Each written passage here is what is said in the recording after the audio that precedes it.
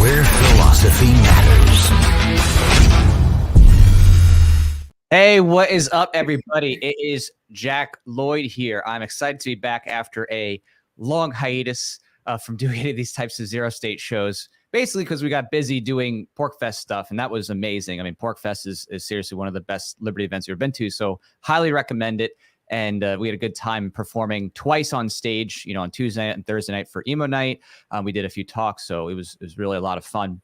And speaking of events, I do want to remind everybody that coming up in September, we do have our own event coming up. So we have Don't Shoot Lou Range Time. We're going to be shooting guns and doing a comedy show, just like we did before. We had Spike Cohen for that. We had Liberty Doll in the past as well. So this is our next big event. It's going to be an awesome time on Saturday, September 9th.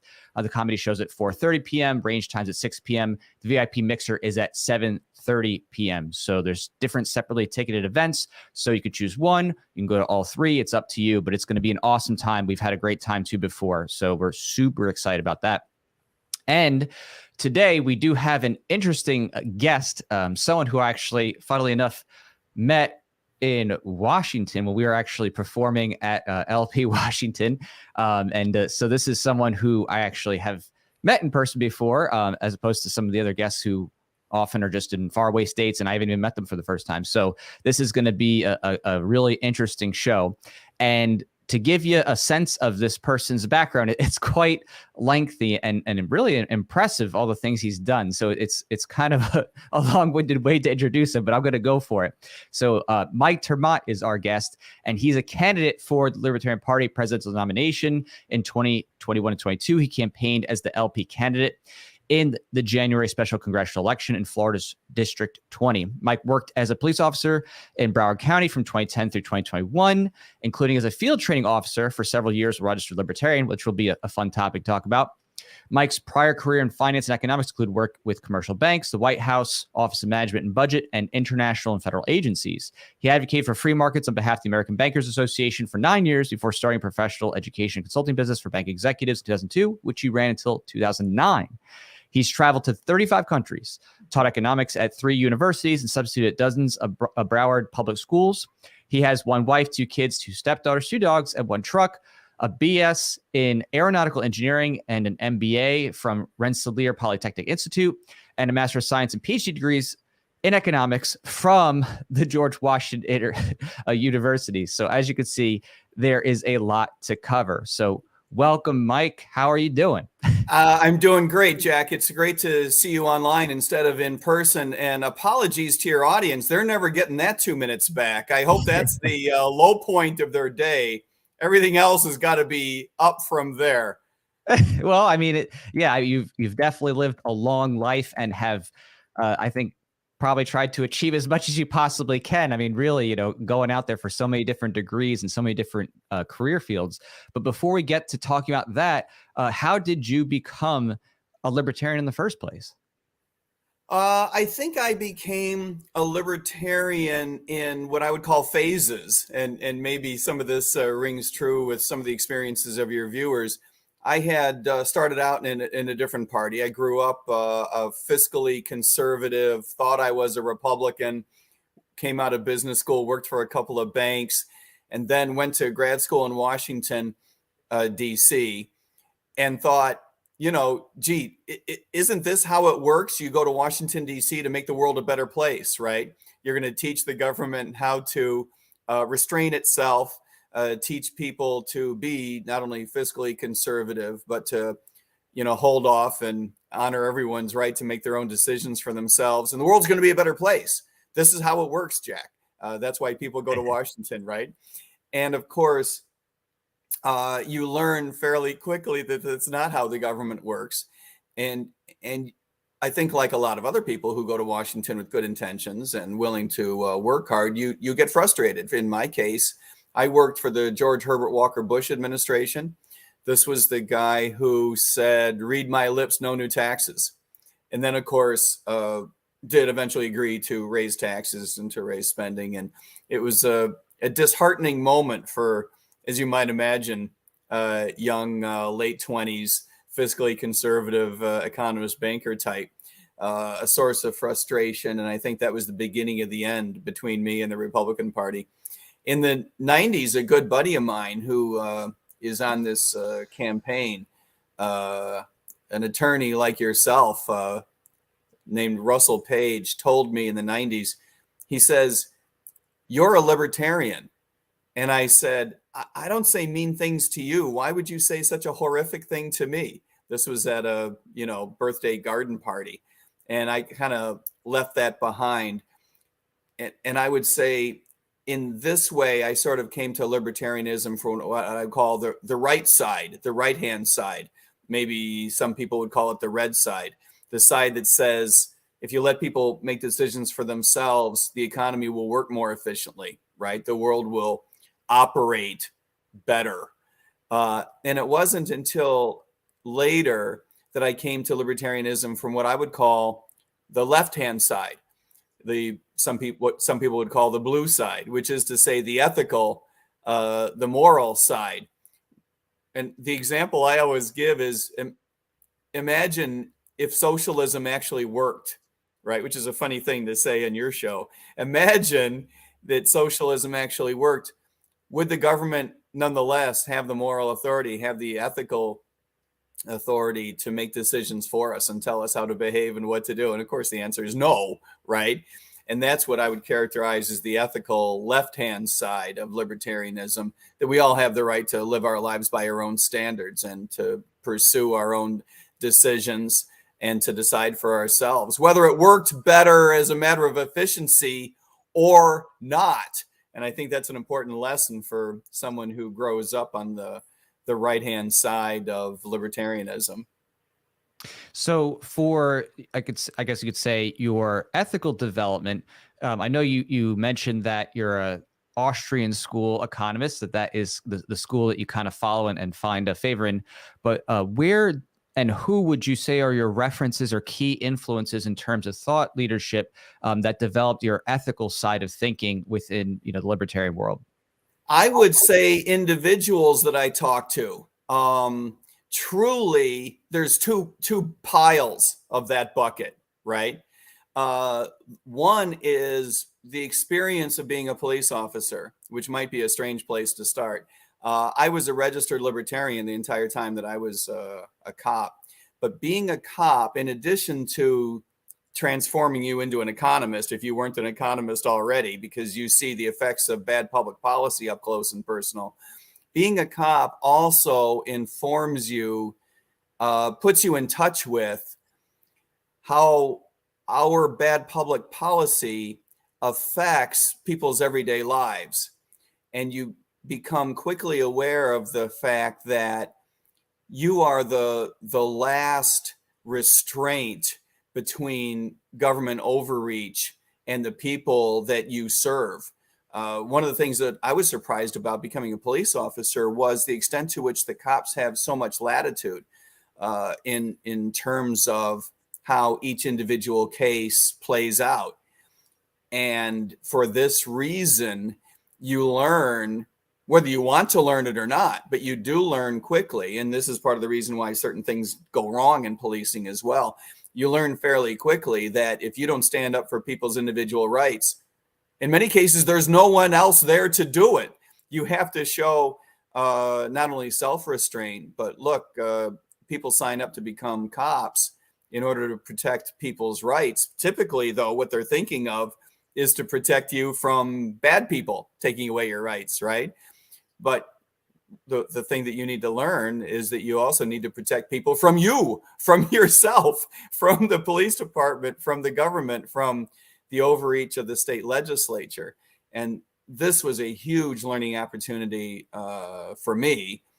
The other is working with libertarians over the years, especially those that have come to libertarianism from the left, folks who have run much of the Libertarian Party over the past 10 years and have done so admirably at the local level, especially folks all over our party who take so seriously the effects of public policy on individuals and individual communities. These are the people from whom I've learned a lot.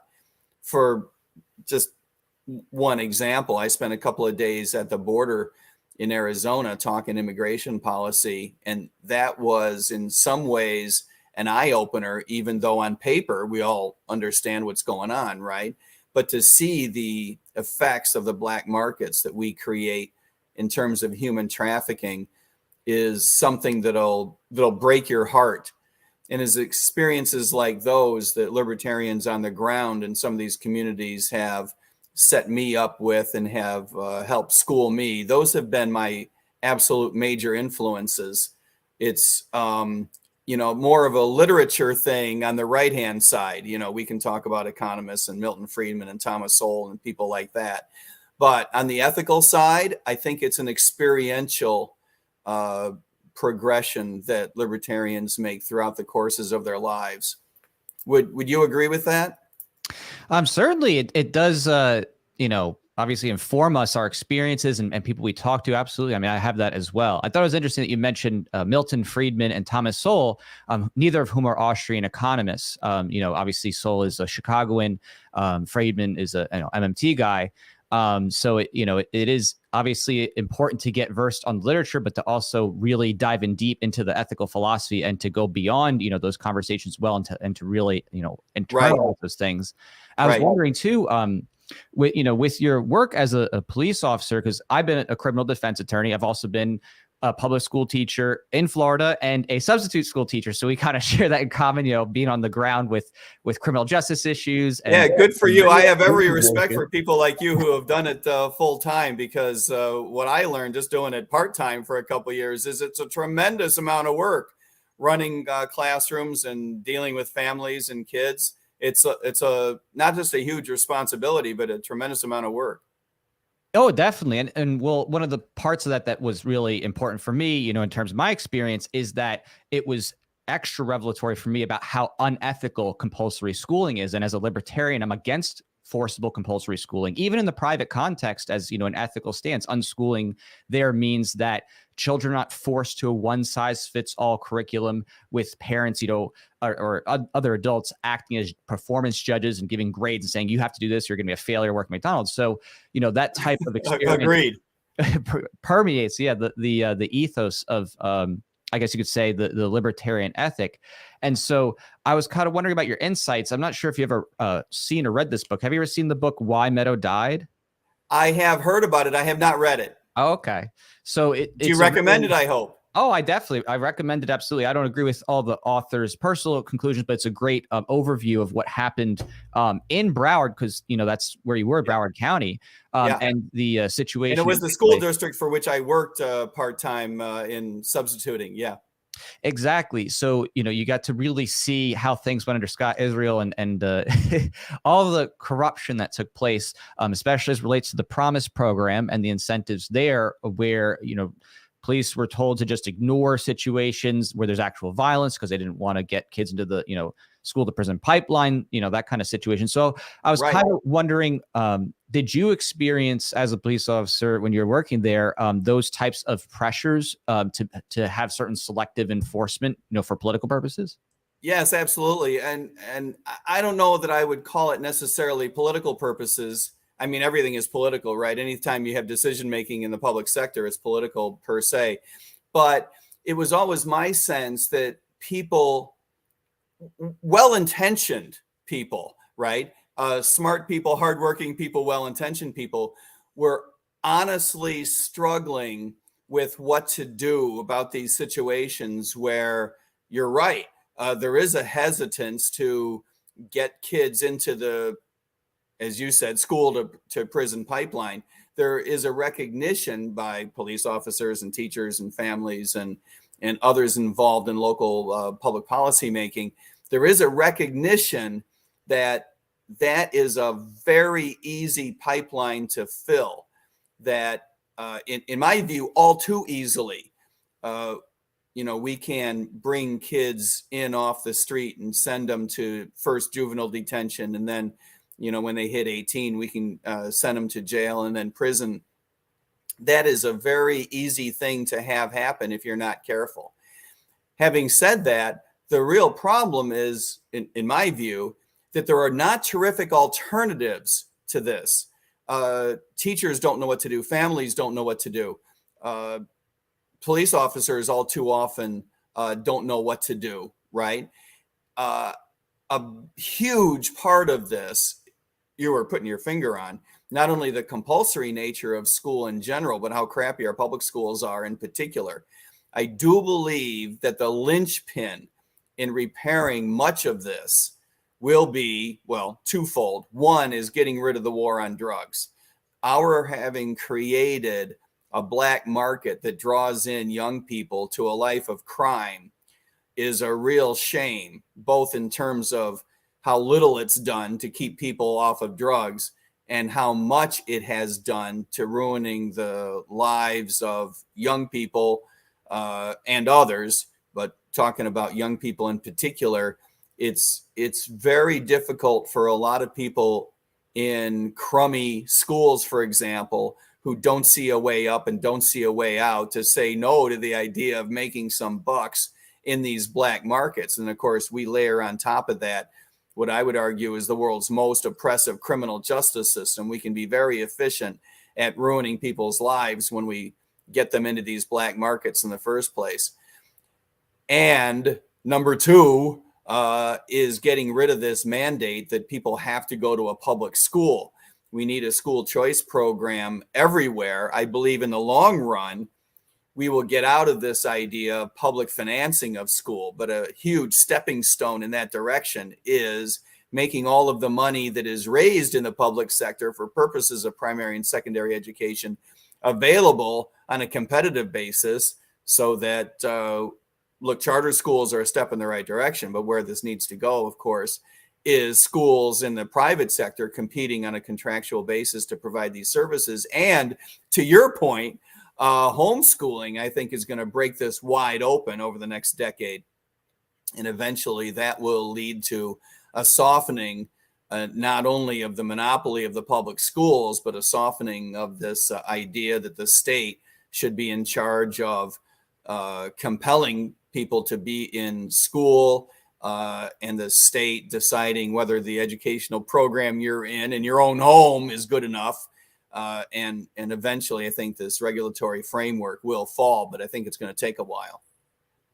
Yeah, certainly, stepping stones toward that direction of getting rid of the monopoly on compulsory education is a good start there with school vouchers, school choice, tax credits, things like that. Obviously, with government steeping money into these other institutions, there's the risk there of the government trying to regulate what wherever the money's going. So there is that serious concern, which of course is why, and that happens. It does, yeah. So, definitely need that type of a decentralization. Have you heard of unschooling or self-directed education and those types of initiatives before? Yeah. I think that we need to be supportive of the full menu of anything that breaks up the public school monopoly. I think, like I say, I think that the big one is going to be the progress we're making in terms of homeschooling. There are political movements in several states to get out from under compulsory education altogether, which would be an excellent way to go. But to achieve that, you're also going to have to undermine the extent to which the states at a local level and at a state level, and parenthetically at a federal level, get out from under these governments raising money for the purposes of public education, or even if it's to finance private education, because that is the glue that binds. To your point, that's what gives public policy makers the notion that they can not only compel you to go to a program, but they can regulate the nature of these programs. So I think in the long run, that's going to be what has to fall before the idea that we can get out from under compulsory education.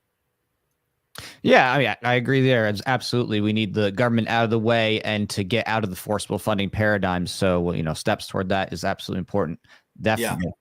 Yeah. I had a question for you from something specifically that you covered before with the South Florida Sun Sentinel. You said in there, you said, personally, I love expedient solutions. So if I, as a police officer, believe that tightening the rules on gun ownership, transfer, possession, or at least registration would make an iota of difference, I'd be willing to fight for the constitutional challenges necessary to allow such measures, but it wouldn't. And I was kind of curious about that because from that framing, it doesn't seem like as if that's a libertarian ethical stance, but a utilitarian stance. The idea that, oh, if this would solve it, then we should do it. So that absolutely was a completely utilitarian stance. You're absolutely right. I was trying to make the point that, we can at least have this conversation, right? If you can demonstrate to me that it would make an iota of difference, we're having a conversation. I'll give you that. The fact that it wouldn't, I believe, begins and ends that conversation. And I believe that this is an important point that I think is underrepresented in our party and around the United States, that we need to impress upon people that we have to look for other solutions, because the idea of taking guns out of people's hands doesn't work. And I believe that most Americans will come along with us for this reason in particular. You're right. The government doesn't have the moral authority, the ethical authority to pursue this, whether it worked or not.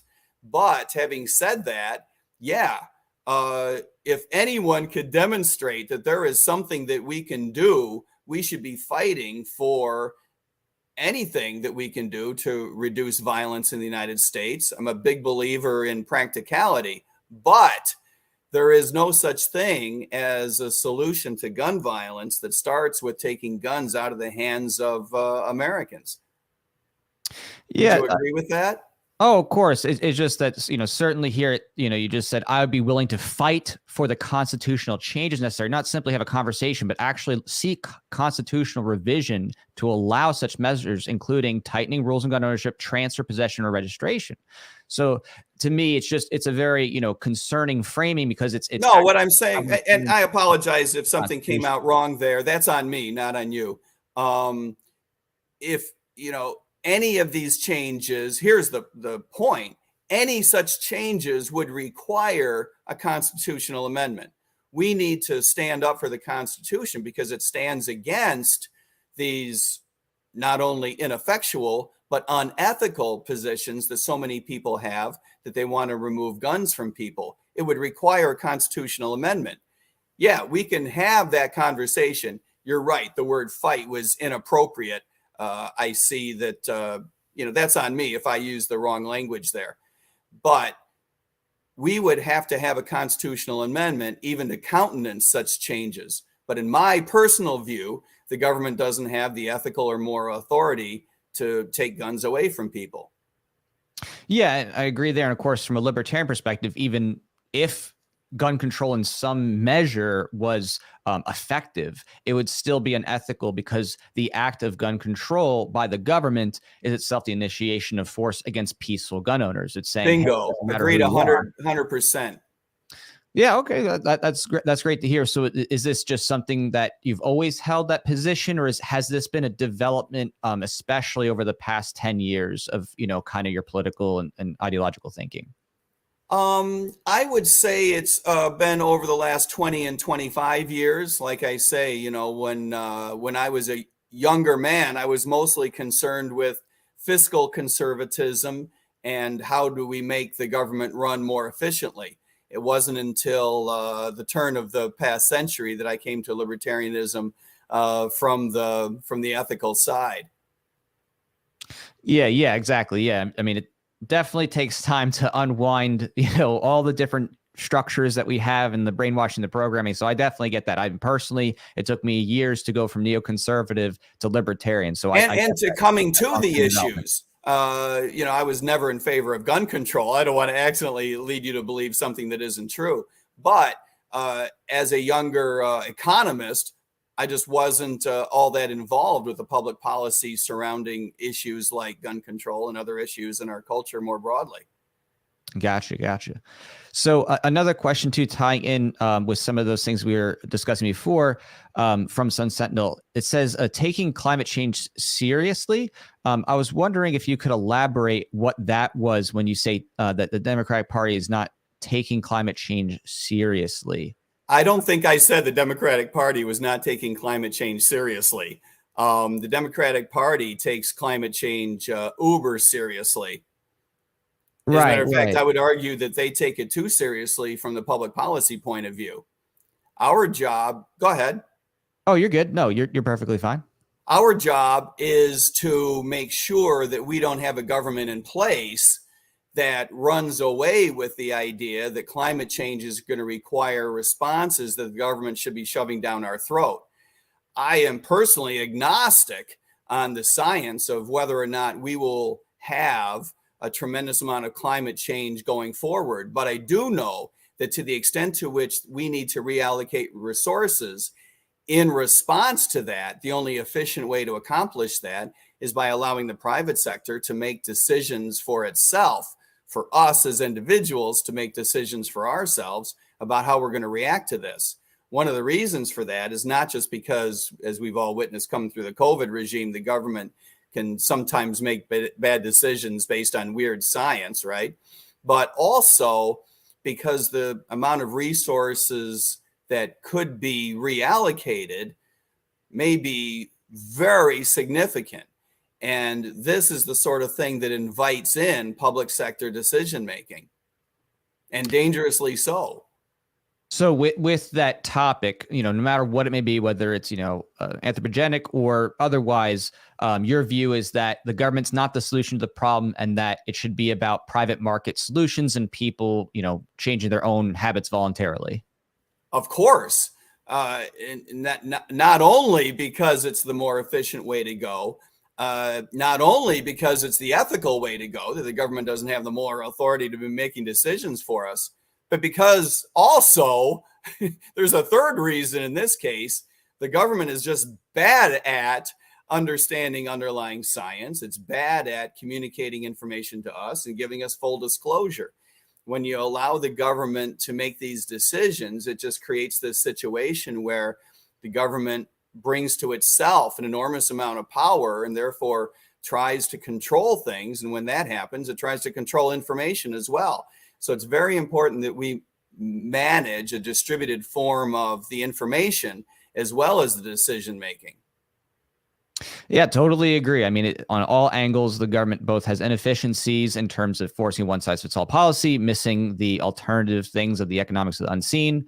Completely agree. And of course, if there is a serious problem, having freedom to choose and looking for best solutions in the market gives us the most opportunities to actually tackle that. Completely agree. Another interesting question here relates to some shots. And I don't mean, taking some shots of bourbon here. You said back in 2022, you said, I'm fully vaccinated myself, but I must admit there are times I'm offended by the federal government's threats to employers and de facto segregation of those who got the shot versus those who didn't. So right. I was kind of wondering what made you decide to get the shots that are of a recent, lore and popularity by, government force? Look, do you want to ask me about vaccine mandates? Or you want to ask me about my health background? Specifically, why did you choose to get them, the most recent ones? Well, let me ask you, Jack, why do you think that my vax status is important to public policy? This is a really important question because you and I call each other libertarians. Now, if you're a libertarian, right? Yep, absolutely. Okay. Importantly, why do you think it's important what your vax status is or mine? So the question here relates to how you get your information and how you make those decisions, for yourself. I make my health decisions in consultation with my family and with my physician. That's great. And so what was it about these shots in particular that made you want to get them? Well, the truth of the matter is, first of all, I think this is a wholly inappropriate line of questioning for someone like you who calls himself a libertarian. But I'll tell you. It's a question about what your decision making, like why do you do what you do? Just like, why did you go to college for this thing or whatever else? No, I understand. But as a matter of public policy, I don't think it should matter whether the people who are making public policy, have doctors who recommend this type of procedure or that kind of shot. Look, I didn't get vaccinated for a long while. I have a couple of doctors that I go to. one guy, not going to give you his name, okay, but my basic general practitioner, like I say, of which I had 2 in Broward County, a good guy. He had convinced me that given a couple of personal characteristics that I have in my own health background, that it would make sense to be vaccinated because, I was in a higher risk category than some other people. And so it might not have made sense for a lot of people, but he believed, based on the information that he was able to get, he was pretty good at being diligent at reading the data. I did not delve into the data myself. I sort of trusted him. I sort of outsourced that to him. He came to the conclusion that although we didn't have perfect information at the time, that we might not have perfect information over the course of that year either. And see, he decided that based on the fact that, like I said, there are certain characteristics of my own background, that he thought it meant that it would be, on balance, a good idea for me to be vaccinated. Having said that, I don't believe that anyone should get vaccinated just because the government says so. And indeed, I think one of the most horrific affronts to our personal liberties is this idea that the government can say, you need to be vaccinated or we're going to threaten you with losing your job, for example. I think that that's absolutely horrible. But as you know, we have government entities that said exactly that. Yeah, and I definitely agree with you there in terms of obviously the government shouldn't be forcing on people and people should be free to choose. Absolutely, completely agree there. Was there anything about that experience between then and now that has caused you to reevaluate how you make those decisions and, think about the nature of, government propaganda as relates to those things? Is there anything that your mind's been changed on as to, government and corporate, I guess you could say, interweavings to kind of, force a program on people? Has anything changed? I don't know about a change. I was skeptical then. I hope you were too, by the way. We were all skeptical about the information that was being made available. We have since learned that the government was extraordinarily dishonest regarding what they knew, what they didn't know. And so in that sense, I think we wish we had better information at the time than we did.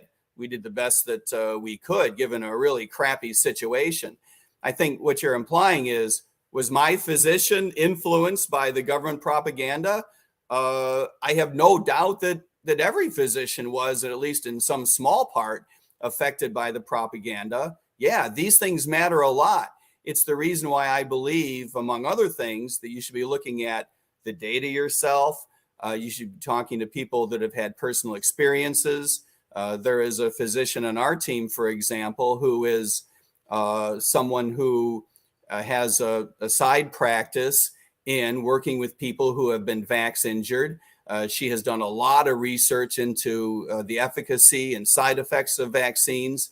And she has written about this. She has spoken about this. She has educated me personally about this. So, yeah, I'm well aware of a lot of the problems that have been created by our government trying to take a position on pushing vaccines on us. But I still believe that fundamentally, the best way for you to make these decisions is to find expertise that you can trust. In most cases, this is going to be your doctor. You have to make a judgment for yourself. Yes, you also have to make a judgment for yourself as to whether your doctor is someone that you believe can do a good job of wading through the data. And as you pointed out, through the propaganda to help you make a good decision. Yeah, absolutely. I mean, I agree with you there that we need, full transparency with what is going on with the government, with these, government partnerships, and to find out who's responsible for the different propaganda campaigns. And people absolutely need to have, wide access to open information as best as possible so they can make the most informed decision as possible. So completely agree there. So that's awesome. Now, when it comes to, is there another way, by the way? Would you suggest that we should tell people to skip going to their doctor?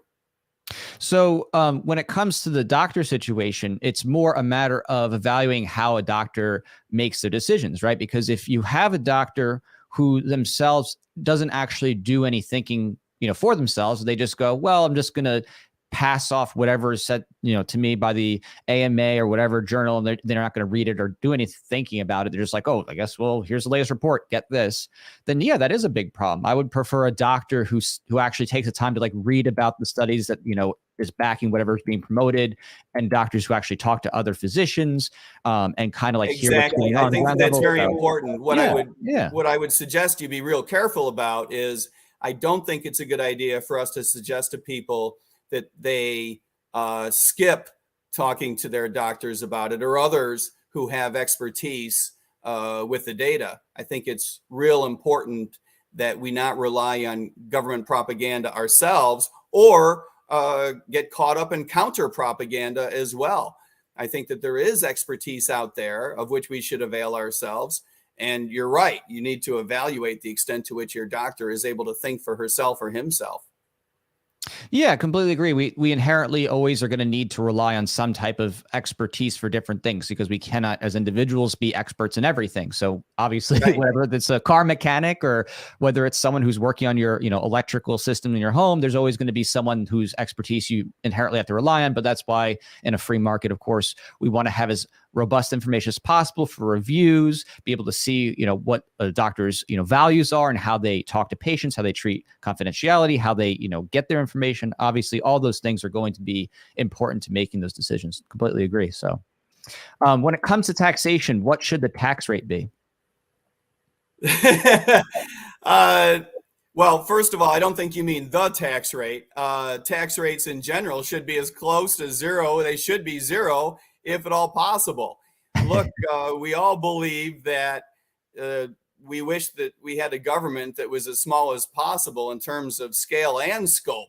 If we could get down to a government that was zeroed out completely, I love the name of your program, by the way, ZeroState. I think that is a wholly appropriate objective. To the extent to which we believe that the government has any role whatsoever, right? We would wish that were financed through some sort of voluntary transactions. I recognize this is not easy, but I do believe that taxes are one of the big problems we have in government in general. Indeed, talking about the federal government, I don't know if that's what you were talking. You said the tax rate, so maybe you'll have to elaborate. But when the federal government, for example, raises money, I wish it would be required to go to state governments to do it, because states are in better positions to stand up to the federal government. Anyone who's ever been audited by the IRS, like I have, knows it's a lopsided affair. It's not a fair fight, right? I don't like the relationship directly existing between the federal government and citizens when it comes to raising revenue. I just think it's inappropriate. I don't think that the IRS should exist. Yeah, I agree there. And actually, I'll leave a little plug here. My book, A Vision for a Libertarian Future, I actually cover moving specifically from a coercive tax system toward a voluntary oriented government system where the funding is actually coming from more opted into means. So on that note, would you support moving away? You mean fee for service? Right. There's certain elements of fee for service. One of the big things right now that is already in existence is, you may have heard of state lotteries and that kind of thing, and scratch offs. I think that moving toward those things as the primary funding element of government is a means toward that end. Obviously, it's not what I'm not a big fan of the government participating in gambling. I think it's an inappropriate service for the government to be providing. The problem with fee for service, and I'm a big believer in fee for service over taxation. But if the government is involved in a service for which it could charge a fee, it should probably not be in that service at all. It should probably be handled in the private sector. One of the best things about fee for service is it sets up the potential for the service to be spun off, or at least contracted out. So sometimes it's a good stepping stone to getting it out from under the government. Having your garbage picked up for service, for example, is a good example of that. Yeah, absolutely. I mean, there's many things that obviously could be taken up in the private sector, and that's the ideal, is to go toward that end, toward 100%. I think that there's some elements that might be difficult in a transition, and I note about this, like how right now there's lots of roads under the government control, but there's already still tolls everywhere you go. You pay, taxes for your land, you have gas taxes, and then you're paying tolls on top of that. So moving toward maybe making the opted in thing, tolls for maybe just highways or, freeways kind of thing, actually makes more sense because it's about use. And eventually, of course, you can open up the market to more road construction and private alternatives, and let the market naturally kind of drift away. So that's great that you're for moving in that direction of getting rid of taxes, because again, that's the coercive thing, and I know you say you don't necessarily like government and gambling, but you can choose to gamble or not, whereas the government right now, well, sure, but if that were the argument, the government could provide groceries and be in any sort of business. Problem. Yeah, if the government provides groceries and they monopolize that would be a very big problem, obviously. Well, we don't want it to monopolize gambling either. Well, I think, I'm no fan of gambling. Don't get me wrong. From an economist's perspective, gambling is a tax on people who are bad at math. But gambling isn't per se different than a lot of other services. Right. It's just that, particularly if we're talking about incrementalism, that is, how are we getting from point A to point B? Agreed. If we're moving away from taxation toward government still has just a monopoly on lottery scratch-off things, that would be a market improvement, simply because you can opt into it, if you want to do it, or you don't have to. And Agreed. On top of that, it's not something that's core to existence. Like, no one's going to be like, oh my gosh, I can't eat, I can't drive, I can't have a home if I don't gamble, right? So it's one of those things that's more, I guess you could say, palatable to people, especially since it already exists in 45 states and their territories, to have those things. So yeah, you're probably right about that. It's politically easier to go down.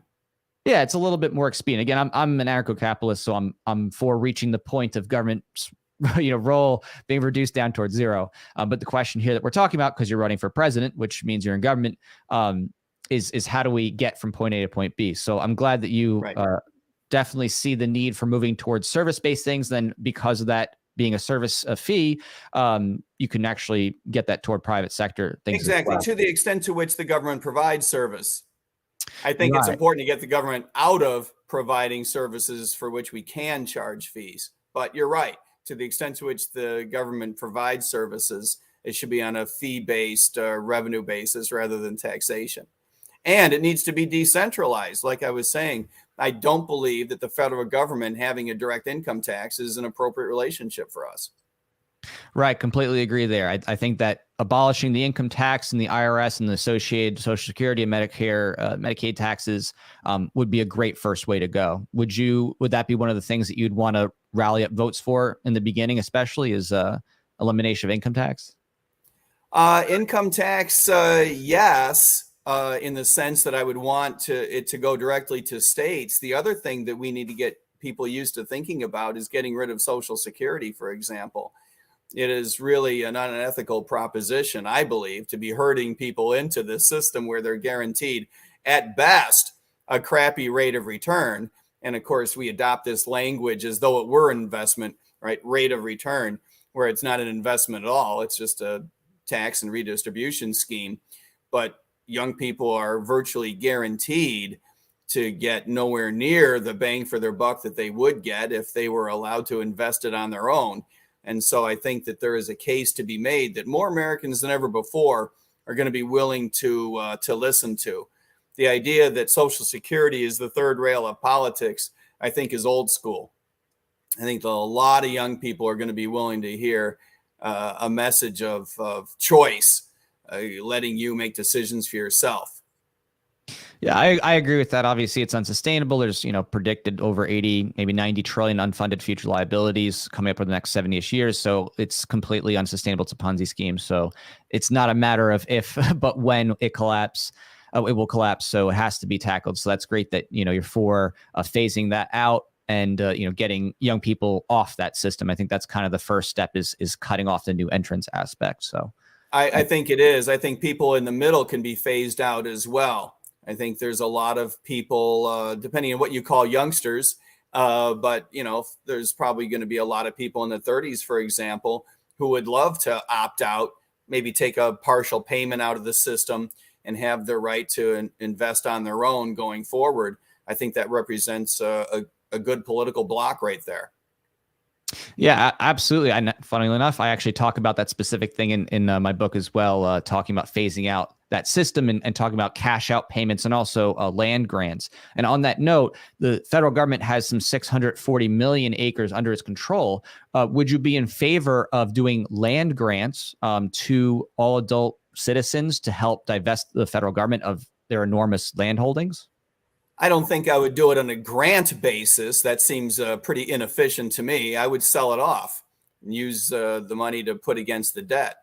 Well, wouldn't a land grant— the beauty of markets is that it most efficiently allocates resources, and I think that we should leverage that.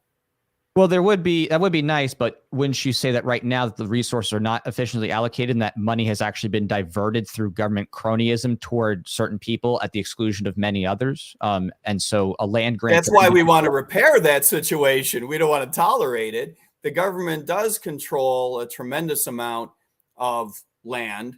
Whether states want to bid on that or individuals want to bid on that, I do believe that the most efficient way to allocate the resource of land that is now controlled by the federal government would be through a market mechanism. So in that sense, I would require the federal government to auction it off. I do talk about auctioning off the federal lands as well in my book. But I do also say that there should be a land grant to each person of 1 acre. And the reason why is that without that land, you don't have a bulwark against all the crony corporate actors. And you also say states. So giving more land to more governments doesn't seem like the ethical libertarian solution. Rather, getting into individual, non-corporate, non-state hands would be more the libertarian solution, because now you're saying everyone now finally has land that's their own and sovereign. It has a allodial title. Yeah, so I don't think giving away an acre at a time is an efficient solution. That'll be a mess.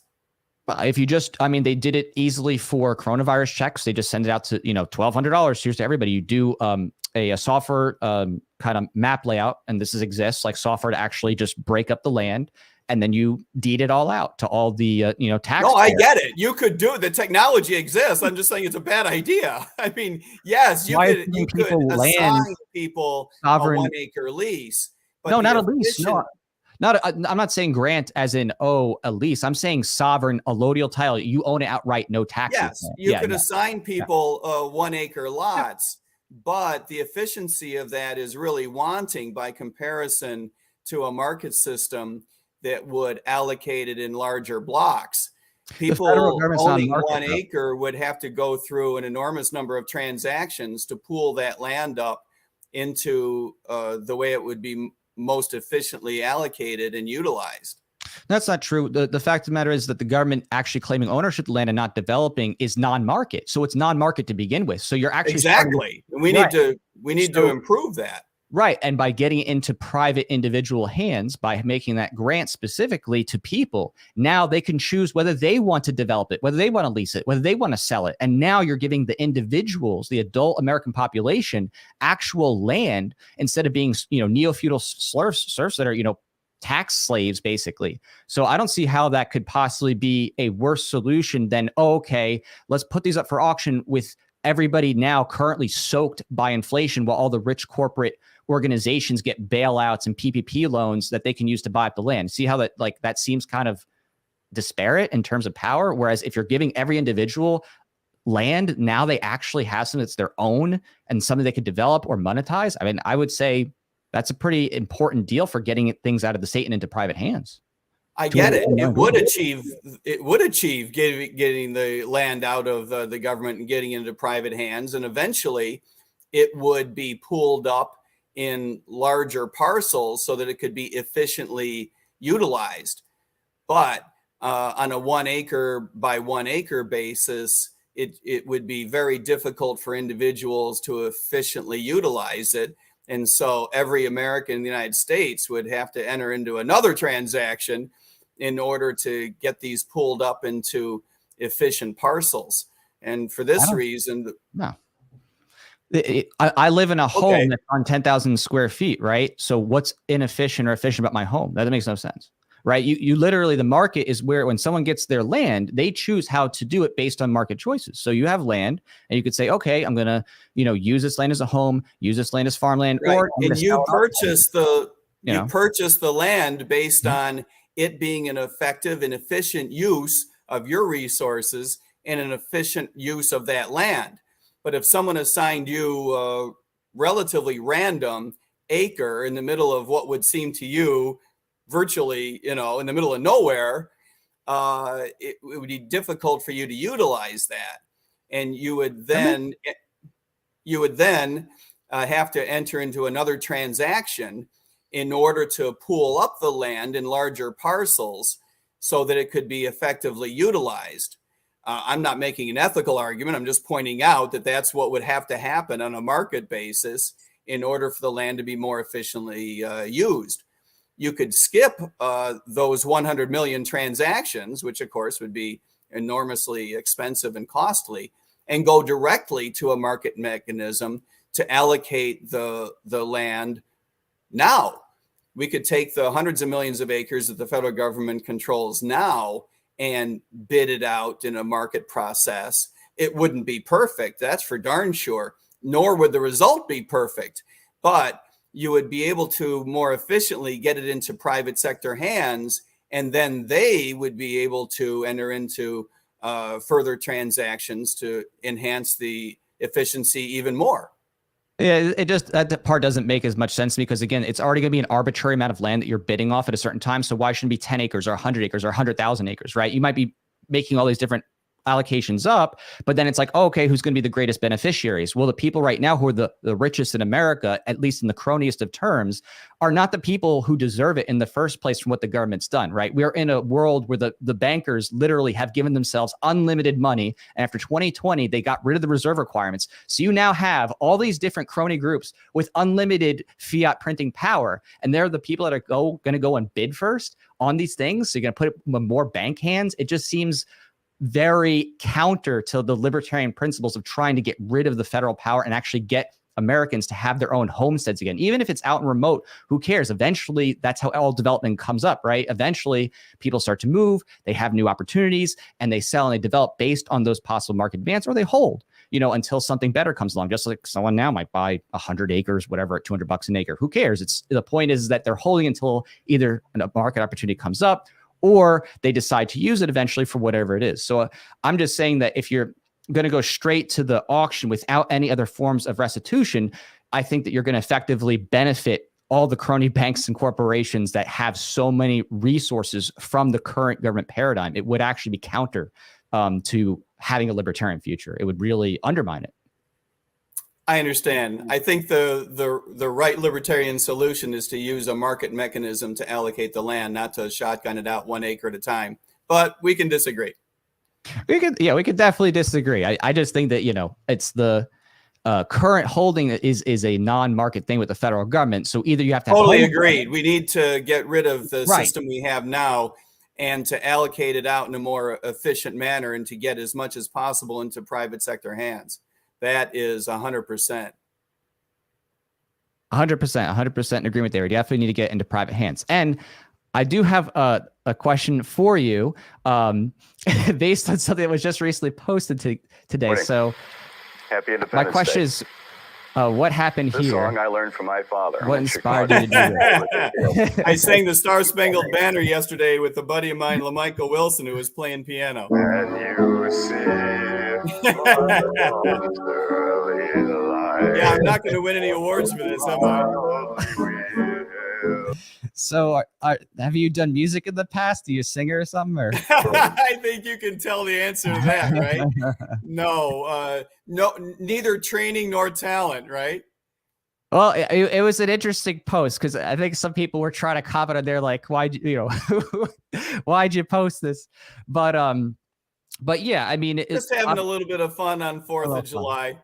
I get it. I would say a good positive word of encouragement is that when you do videos, especially like that, you definitely want to have as high quality visual as possible and audio recording as possible. But for the libertarian crowd, at least, a lot of them really like to hear messages about rebellion against the government and fighting against tyranny and celebrating, throwing off, a tyrannical king. So, that that type of messaging, is going to be something that's not as exciting, for the Star Spangled Banner. I get it. Yeah, it's not going to really, pump people up, if you know what I mean. Again, I'm not going to knock your singing or anything like that. I'm just saying that the choice of the content is not quite as look, the Star exciting Spangled Banner was about a war that we were fighting with what had been very recently an oppressive power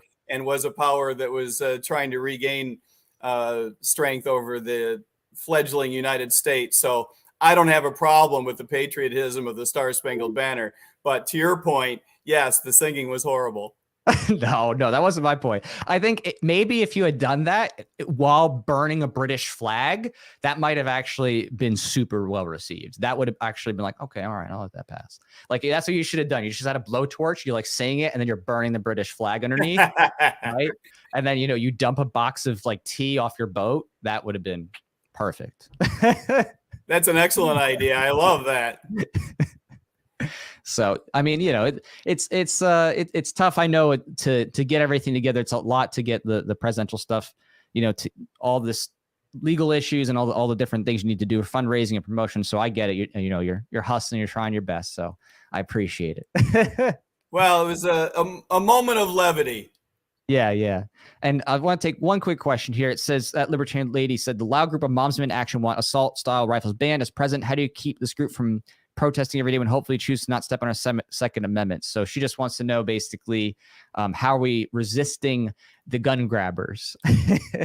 Well, and I know she didn't literally mean how you keep them from protesting every day. Right, they can protest every day if they want to. I don't think that they're going to get a lot of traction. There have been assault bans in various places around the United States over the years. They haven't worked. Most importantly, I think that we need to recognize that it's, the problems that we have with violence in the United States. By the way, the problems that we have with violence in the United States are real. No one should be in the business of suggesting that we don't have violence problems in the United States. But regulating the types of guns or who can have them makes no sense in terms of taking a bite out of a problem that we all worry about. We have obviously a cultural problem with crime, with violence. The United States is obviously not the only place with criminal activity around the world. I think that the data will eventually show that this idea of having places where you don't want to have guns is just not making a contribution to reducing violence. To the extent to which people need targets to be hardened, I completely understand the sentiment. There is a movement in the United States to have armed guards, for example, at schools, metal detectors at schools. I totally understand the sentiment there. If the decision making is local, if a local school board in conjunction with their clientele decide that is the way to go, I think that the data will eventually be able to make some contribution to this debate. Yeah, I mean, obviously, gun control needs to be struck down. Bruin case recently kind of signaled that that's where things are going. So I think we have something to hope for in the courts. I'm glad. I think you're exactly right. You agree that we need to, stand strong against the gun grabbers and not give in to their sophistry. 100% there. I do have concerns about the school stuff, obviously, because to me, it's just creating a police state. I think it's acclimating young people to think they have no rights. Going to metal detectors, having drug dogs, having cameras everywhere, being told that if an SRO calls you in that, oh, well, now they can just search you because you're in a sensitive area. To me, it's really sick. And it's conditioning young people to I agree. I wouldn't have gone there. I wouldn't connect those dots. No, yeah, of course. I'm not saying I think that. It's just because we have a lot of that already. I mean, we have arguably the worst of both worlds. Right. We have schools where we're not doing what it is that families want the schools to do to protect the kids, but are doing things that, to your point, are teaching the kids that the state is always in control and that you need to respond to a police officer. just because he or she has some weird concern about what's going on in the classroom, and that this is an environment that is and ought to be controlled by the state. I agree with you. It is a weird culture. So I would argue that a lot of our public schools actually have the worst of both worlds.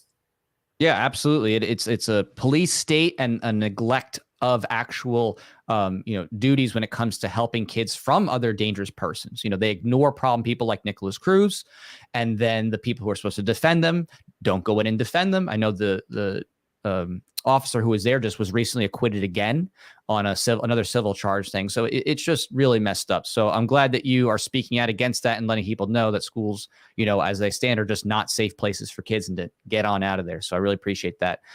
Where can people find you and check out what you're doing with your campaign? They can go to either one of a pair of websites about the campaign. They can go to MikeTerMaat.com. One of the challenges there is you'd have to spell the name correctly, of course. You got the M-I-K-E part, MikeTermaat.com. You can see all about the campaign. You can also go to goldnewdeal.org, the platform that we're running on. We call the Gold New Deal because we believe that we need a fundamentally different relationship between us and the government that entails a fair amount of decentralization and a lot of the bread and butter libertarian issues that you and I have been discussing, including end the Federal Reserve System. Anyway, the goldnewdeal.org is the website for that. Don't go to goldnewdeal.com because they'll try to sell you something, which is not a bad idea. It's just the wrong website. So go to goldnewdeal.org and you'll see the platform that is the foundation of the campaign. Well, thank you. I really appreciate your time, Mike. I thank you for taking on some of the tougher questions and running along with me and having some fun with that. I appreciate that you've been, working to become more principled over the years and have really challenged your thinking and bring to the table a lot of unique insights from your work in schools as a substitute teacher, as a police officer, and all that good stuff. And I think that is important, especially for libertarians to hear, from that side, from people who have actually worked it, what things need to be looked at and changed and improved as we move away from, the state being the solution to all the problems in the world. So I appreciate you're bringing that to the table and taking a stand against, all this government tyranny that way. I appreciate that. Thank you. You got a fun program. I really enjoyed being with you today. Yeah, no, it's been awesome. And I do want to plug here again. I highly recommend my books, Definitive Guide to Libertarian Voluntarism, Vision for Libertarian Future. You should definitely check those out. And everybody else here who's watching, it's a great way to get principled because I know we're talking about the ethics of things. And I think that's one of those important things right now that libertarians need is they need to get grounded in the principles, because otherwise they're going to make utilitarian excuses for tyranny every time. They're going to say, oh, well, I guess in this case, it's okay if the government, takes over the economy or forces medical intervention. Everybody, you need to have ethics first. Otherwise, you're going to be able to rationalize any type of mass harm against people. Bingo. That's well said. Awesome. I appreciate it. All right. Well, take care, everybody. I'm going to be streaming sometime soon in the future. Not exactly sure when, but I'll let you all know on here and we'll have another good time. ZeroState.